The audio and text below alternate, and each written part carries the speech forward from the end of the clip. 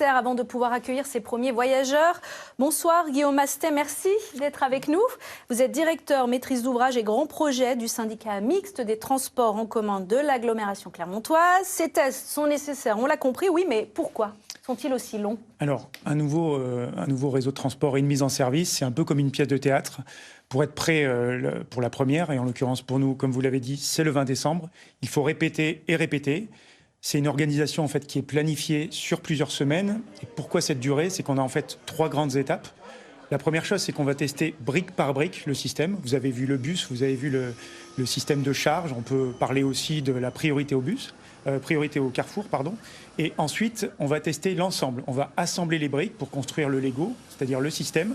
Ça, c'est ce qu'on appelle les essais d'ensemble. Et enfin, on a la répétition générale, c'est-à-dire que T2C, l'exploitant, va simuler l'organisation et le fonctionnement qui aura lieu à partir du 20 décembre avec le même nombre de bus. La seule différence, c'est qu'on n'aura pas de passagers et c'est ce qu'on appelle la marche à blanc. Mise en service le 20 décembre, c'est toujours le cas? Oui, c'est toujours le cas, je vous le confirme. On n'a pas de retard sur les travaux, on n'a pas de retard non plus par rapport à la mise en service. Alors la prise en main des chauffeurs est primordiale, on l'a vu dans ce reportage. Combien vont être formés? En quoi est-ce différent de conduire un trambus d'un bus classique?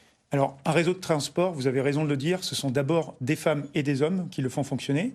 Donc c'est bien sûr la combinaison de tous les investissements qui ont été réalisés en matière d'équipement, de matériel roulant, de voirie, mais aussi avec ces ressources humaines qui vont permettre d'avoir de la performance, de l'efficience du service public de transport en commun. Et pour avoir ces ressources humaines prêtes à temps, il faut bien sûr les former. En matière de conduite, c'est le gros des effectifs de la T2C, hein, en gros 500 personnes. On va pas tous, ils vont pas tous être formés tout de suite, mais ils vont être formés progressivement. Vous en avez vu un dans le reportage. On a une motorisation électrique, par exemple, on n'a pas d'embrayage. On a aussi un système de régénération d'énergie sur le freinage. Il faut s'y former. On a une rétrovision par caméra. Hein, on n'a pas les rétroviseurs par miroir, donc il faut aussi. Et puis il y a un gabarit, une dimension qui a été appréhendée. On forme aussi les mainteneurs. Les mainteneurs, ce sont les personnes qui entretiennent les trambus et les bus plus généralement au dépôt. Bien sûr, il faut qu'ils se forment aux nouveaux organes mécaniques et électriques du bus, mais c'est aussi quelque chose qui a été anticipé par T2C depuis plusieurs années dans leur politique de recrutement. On est passé de profils plutôt de mécanique automobile pure à des profils d'électromécaniciens.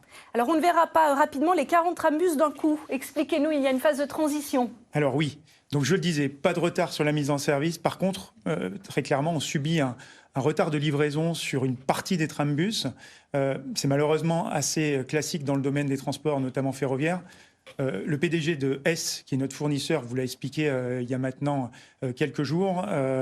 Pour S, c'est la conjonction de 2 facteurs, à la fois une réorganisation industrielle liée à la guerre en Ukraine et au déplacement de l'usine principale de Biélorussie au Portugal. Et c'est aussi le succès de ce système de transport qui est sûrement un des plus fiables dans tous les systèmes électriques. Donc on verra en gros des trambus et des bus pendant une petite période. Alors, effectivement, on a couvert le risque. On aura un couple. Merci. Merci beaucoup d'être venu nous voir. Désolée, je suis obligée de vous couper. Merci Guillaume Mastet pour toutes ces précisions. Un peu de